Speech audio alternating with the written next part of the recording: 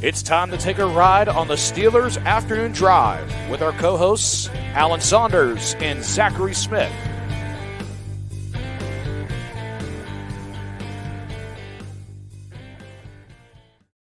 Welcome into a very special edition of Steelers Afternoon Drive. I'm Zachary Smith. That is Alan Saunders. First and foremost, just want to wish everybody a very happy Thanksgiving. As we sit here, the time you are watching or listening to this, it is Thanksgiving Day. So happy Thanksgiving to everybody out there, including yourself, Alan. How are we doing?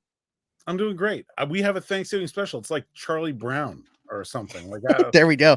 There we go.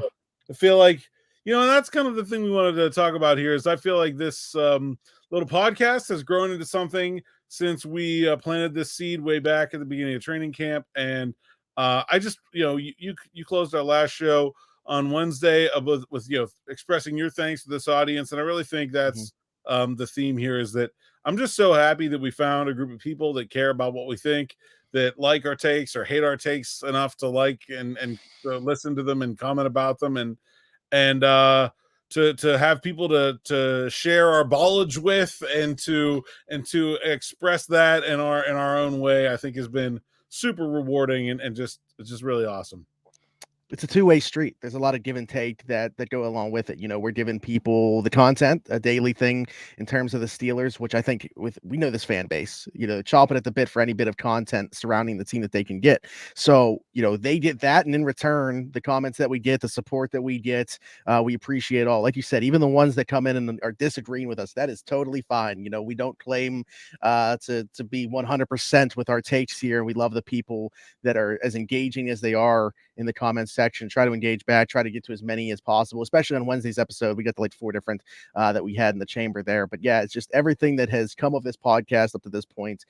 Just super thankful that I was given the opportunity by Alan and the website to be a part of this, and super thankful for everybody in the audience that has given us something to talk about on a regular basis and just been a part of this growth in this journey along with us. It's been really cool to see. I've been in the podcasting game now for like 7 years at this time, since we started around the 412, 7-ish, 6.5. So, been doing this for a while, and to add this one onto the resume has just been very awesome to see. Yeah, man, I think it was a good synergy of like, you got a lot of podcast experience. I had basically very little coming into this. I never attempted anything on this kind of scale where we're talking for a half an hour every single day. I didn't know that if there were going to be people that cared about what I had to say or not on a regular basis. And I certainly didn't know if I was going to come up with things to say on a regular basis. I'll be honest, very nervous about that. And I think it's gone really smoothly because I think we have a great, I think we had a great idea, a great concept to put together, someone who's in the locker room and talking to these people every day, someone that can understand the fan perspective at a deeper level. And the inclusion of the audience, I think, has been the thing that I wasn't sure about from the beginning that has made what we've done so far really special and fun. And I think feels authentic. Like, this was not like some corporately planned podcast with like big money financing and like anything that happens with this podcast and as far as it goes in its life, wherever it goes, will all be because, me and Smitty like talking about football and people like being a part of that. And I think that is awesome.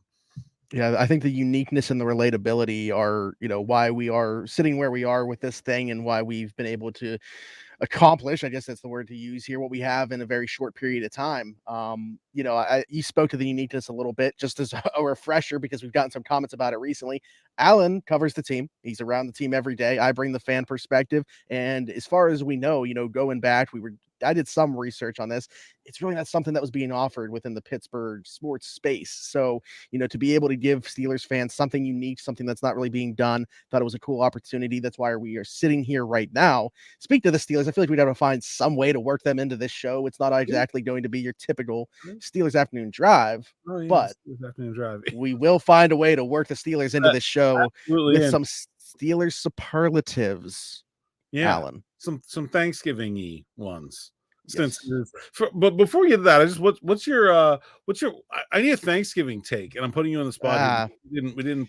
I'm so basic, dude. I'm so basic. People are gonna be upset because I got really not. Maybe one is a little bit different because like I'm not the biggest pie person per se in general, but my sister makes pumpkin bars like with a Mm, cream cheese icing that yeah. goes on top of them. Huge fan of them. Pretty similar to pumpkin roll in terms of the taste of them, but those are awesome. But other than that, like it's just like turkey, stuffing, mashed potatoes, baked corn, not just corn, baked corn is the way my mom does it. So big fan of that. Of course, gravy on everything there as well. But yeah, I would say like if I had a top five, those are probably the top five. Those basic four, and then the pumpkin bars that my sister makes.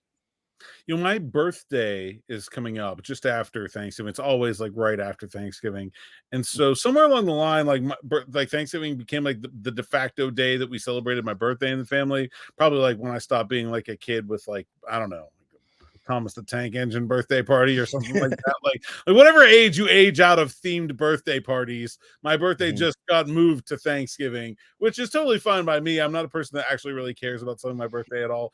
Anyway, but my sister is a very good baker. She actually worked in a real bakery when Mm, she was in high school and in college, and she bakes as my birthday present for me a banana cream pie for on okay. Thanksgiving, and like it I that said I'm not a pie person, but banana cream will get me. Yeah, that's that's that's that's where I'm at. And I am just a food lover in general. If you follow me on X or on Instagram, there's lots of food pictures. It's kind of my thing. And I think Thanksgiving gets a bad rap, man. I think it's a good meal. Like I'm all in on the turkey and the mashed potatoes and the veggies and the gravy on everything. And I'm fired up about Thanksgiving personally. It's Thanksgiving is my number one holiday. I think that's probably a okay. hot take. I'm a Thanksgiving fan. It doesn't have the baggage or the like I don't have to buy anybody a gift. I don't have to worry about like all this thing. I don't have to like I go somebody's got to cook and it probably sucks for that person, but for everybody else, like you just show up, you eat, you watch football, and you hang out with friends or family or whoever you choose to hang out with. And I think that's pretty close to my ideal holiday. I'm a big fan. What else besides this banana cream pie do you enjoy most out of the Mm. plate though? I mean, I am a pie enjoyer, so Okay. really all the pies would be fine by me. Thanksgiving, like, why do we not eat stuffing any time other than like stuffing is Oh, we delicious. do in my house. I Yeah, would we do in I my would house. That's throw down some stuffing like on a random Thursday all the mhm. time. I feel like stuffing gets and cranberry sauce, like not the like stuff out of the can, although I will eat that just as like a like Yeah. childhood comfort nostalgia thing, but like actually like homemade cranberry sauce, fire. Why do we like restrict that to once a year? I'm all on board with that. I will say not a big fan of green bean casserole. I think that can probably like stay in the 80s. Like like Yeah. like there was yeah, we did some weird things as a culture with our food over the years that we're undoing, and we have this new focus on fresh and wholesome and locally sourced. And I'm on board with all that. And green bean Mhm. casserole, it could Nah. probably stay. But you know what? Like I do love, like I eat a lot of vegetables generally, but like usually you have like a dinner and you have like one. I kind of enjoy the like, hey, I got carrots and I got corn and I might have some Brussels sprouts and like maybe I got some cream spinach or maybe I got some beets or whatever I got. Like I like the whole plate full of veggies. I don't know. It's not a thing I usually do, but for a special occasion, I think it's kind of fun. I think the sides are like not to say the turkey isn't good, but the sides are the best part. I think that's sweet potatoes, 10 out of 10. Can't go wrong with them. I do eat those all the time. But yeah, man, I'm a big I don't know if I have a top five, but I think the whole meal, like all the veggies, turkey gravy, Okay. mashed potatoes, that's pretty standard stuff, but I think the whole thing makes it special. I agree. Okay, let's get into some superlatives here because we're talking a lot about the food. Which Steeler would we trust most? Who do we want to be cooking the food out of anybody on the team? This is a good question. JC Hassenauer, who is sadly no longer a Steeler, had like his own like cooking channel, and that would have been my answer, but he's Yeah. not with the team anymore. Jeez. I was thinking like I know Tuit, right, was like a big grill guy Yeah, and also, cook. yeah. So yeah. And like and sadly, like grilling and chilling with Pat Fryermuth and Zach Gentry no longer a thing. Also, Thanksgiving dinner very different than throwing some hamburgers down the grill. Love Pat, not sure Yeah. that's my pick. For the Thanksgiving cook. I think of Thanksgiving making Thanksgiving dinner, and I've done it once in my life. Would like to do it again, but my mother is, she's got a monopoly on it, and she's holding on to it. But Okay.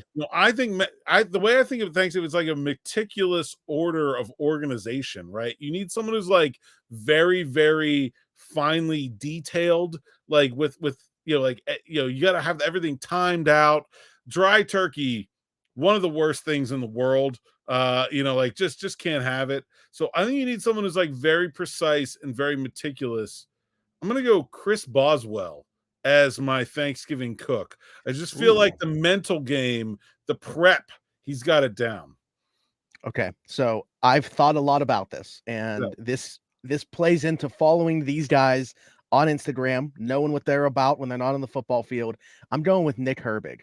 His Instagram stories, him and his brother cooking together. I could have gone either way with this one. Nate, the Herbig brother. I will accept the Herbigs as an answer. Okay, well then that's what I'm going with. They can I be think one that's collective. a solid answer. Yeah. Okay. I would say I see a little bit more from Nick than Nate, but they are typically cooking together in the kitchen. The food always looks fantastic. Now, how would that translate to Thanksgiving? Maybe a little bit of a question mark there. Well, just similarly to there's a little bit of a question mark with the Steelers offense to bring the football conversation into that in terms of how they'll translate. But I know for sure that they can cook. So will it translate to Thanksgiving? TBD, taking a little bit of a risk there. No, I like your risk. Also, I'm breaking my own rule in that you should never trust a skinny cook. And Boz is, well, I don't know if he's skinny for an average human, but he's certainly skinny for an NFL football player. I think the Herbigs is a very solid answer. That could play. I think also like as a look, I'm born and raised in Pittsburgh. I've often considered like the Southern cooking tradition is just very clearly superior to what we have going on for the most part.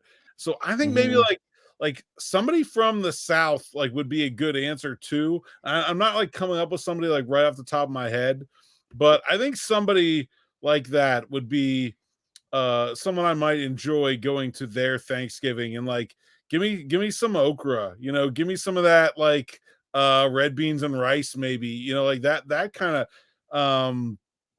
of side dish action could be an interesting Thanksgiving also. Yeah, I agree. On the reverse side of this, who do we think would eat the most plates at Thanksgiving? I don't want to double down on mine and go once again go Nate Herbig. Nate Herbig would very well be the answer to both for you. He is, I mean, he's up there. Yeah. Can I bring in somebody from the practice squad? Can I elevate them for Thanksgiving Day? Yeah, sure. Why not? Because Braden Fajoko is kind of the way that I was leaning with this. That's a good one. I'm between him and then I was like looking at the obviously in the trenches. Those are where you're going to be looking there. Like sometimes like little dudes have a high metabolism and they can just really put it away. Like there are some little guys that can eat. Like I don't think it has to be a big guy. It's just it doesn't have to. Personality, maybe you would think more, but like I don't know. Yeah, I'm being skinniest right now with my decision because I'm stamping it. I'm going for Fajoko. Okay, that's a solid answer. And I think, the only reason I think not Fajoko is that I think about myself and I'm about to turn 40 and like I eat, okay, but like I do not eat like I used to eat, okay. I think about like when I was at Thanksgiving when I was like 18 or 19 years old, and it was like 5 plates. Like it was like I could just put it away for days. And so I think I want a younger guy. I'm gonna go Keanu Benton, one of the youngest guys on the team, and like I just feel like Keanu could sit down and eat for 4 hours. But like I'm like at my age, like you start to get some indigestion going on, you get a little sleepy, you're like, I've had enough. We've learned our limits. Okay. But a young guy, he's gonna go ham on the turkey all night long. I like Keanu Benton as the guy with the most plates. Broderick Jones could be a good choice there too. I would say like fresh off his braces. Yeah. Still wearing. Yeah, I think Keanu Benton is my pick though. Yeah, that's a good. I mean, he came to mind too. I was looking at the trenches, going through everybody, not going with one of the more like one of the not to say like the Marvin Leal can't eat or anything like that, but Sure. I Listen, was all between those those two. guys can eat. We like Yeah. Chef Kevin and the guys at Parkhurst that run the Steelers catering do an incredible job. Like we eat there where they eat, and those guys make some food in a day. Like it is an impressive operation. Yeah. Okay. And the last one here, who's the biggest try hard on the team? Because who would you want on your team in a Thanksgiving bowl? Thanksgiving Turkey Bowl, right? Yeah. Who is going to go the hardest in a non-contact backyard game of football? Who's the biggest try hard is a great way to put that. I'm having a hard time with this. You know, like there are a lot of guys that I think would take it very seriously. Can I tell you why my mind goes to actually somebody that just won at FedEx Ground Player of the Week in Jaylen Warren? The fact that he doesn't take his helmet off. He also won the Angry Run Scepter, which we all know is far more prestigious than the FedEx Ground Player of the Week. Who cares about that? Give me the I bought scepter. that shirt, by the way. Bought that shirt already, by the way. But the fact he doesn't take his helmet off. So you're telling me he's gonna anytime that he sees a football, I'm just imagining he's at 100%. He's always on go. Turkey Bowl, give me that guy. That's an awesome answer. But I think there's something about the competitor in Jaylen Warren that is very like he's an aggressive football player, right? But like he does turn it off. Like I don't see him like getting upset about like a card game in a way that Cam Hayward. Let me tell you what, Cam Hayward is one of the most fiercely competitive individuals I've ever been around. If you beat Cam Hayward at Jack's on the playground in preschool in 1989, he probably is still sore about it right now. Like he still has some kind of feeling about losing. I think and also like I just think Cam would be the one that he would cheat. Like if someone's gonna cheat in a backyard football game, it's Cam Hayward. Like he would take it that far. Like he would step outside the rules to try to win. That's what I'm going with. That's fair. I liked all three of those. Let us know in the comments what your thoughts are on all of those that we talked about. Now, and I want to wrap up the show, and I want the people in the comments to do the same thing as they are watching or listening to this. Let me know 3 things, and I'll do the same after you, that you are thankful for in your life. 3 things. I got some stuff. I want you to go first because I've got some stuff to plug here that I need to arrange. So you go ahead and go with your thankfulness. Okay. All right. Well, I'm going to go with family first and foremost. And that actually is an extension of everybody really that's in my life. I say this all the time, but if you are somebody that knows me, you're family. I don't really have a group of friends. Everybody that knows me is just part of my family and extended family. To know me is to love me, and everybody knows that they are part of my family that knows me. So my family, number 1, health, both physical and mental. I can't say that was always the case. I'm very open about that, but I'm very thankful to be where I am at now, both with my head, physically, just all aspects of life. I think I'm in a really good spot right now, and I'm thankful for that. And finally, and as we start to wrap up with doing this, less than a month to go, my Christmas mission, and everybody that is a part of Rocking Around the 412, Tyler and I started it, 6 years ago now. It was after the first year of doing the show. Since we've been doing it, we raised over $25,000 with every single penny going directly to supporting kids in the 724 and 412 areas to make sure that they have the Christmas that Tyler and I were able to have growing up. And everybody that's a part of that, I can't tell you enough how much that means to me. We treat it as our baby. Tyler and I think it's the most important thing that we do in our extension with the East Rochester, Pennsylvania Salvation Army within the last couple years after the loss of our friend Dalton Keenan. Being able to do this in his name has just made it that much more important to us. So I would say Rocking Around the 412, our yearly Christmas mission, is the third thing that I'm very thankful for. We as a podcast are very thankful for Joe Steigerwald, who has really been our sort of sounding board on everything that we try to do. He's our sort of technical wizard at SteelersNow.com. Brandon Rossi, whose voice you hear at the beginning of every episode, who did an awesome job with that. Jason Rice, who made the music that we love, that we talk about probably far too much for our own good when we were making this podcast. Dylan Winters, who designed the Steelers Afternoon Drive logo. Nick Faribaugh, Derek Bell, Chris Carter, who come on here and share this space with us. Really thankful for all those people that have helped us put this thing together in the way that we have. Super Steelers afternoon drive. Shout out to all those people. What I am thankful for personally, I'm just super thankful for I'm just so blessed to have the job that I do. I'm so thankful for the opportunity every day to wake up and not feel like I'm ever going to work, to cover a kid sport as a profession, to get to live every day in a space with one of the teams that I grew up as a fan of, that I grew up idolizing. It really doesn't get any better as a sports writer than covering the Pittsburgh Steelers in Pittsburgh. I'm honored every day to be a part of it, and I don't want to take it for granted. And so I'm very thankful for the opportunity I've had to do this, for the audience and the people that read, that listen, that watch, that comment, that troll. I don't even care. Like, I'm thankful for all of them.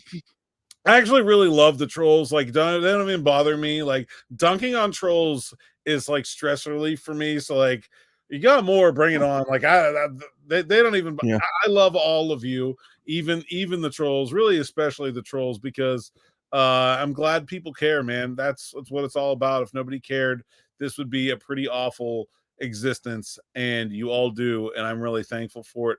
Thankful for my family. My wife Ryan does so much to allow me to be able to be in a position to do my job every day that is almost indescribable.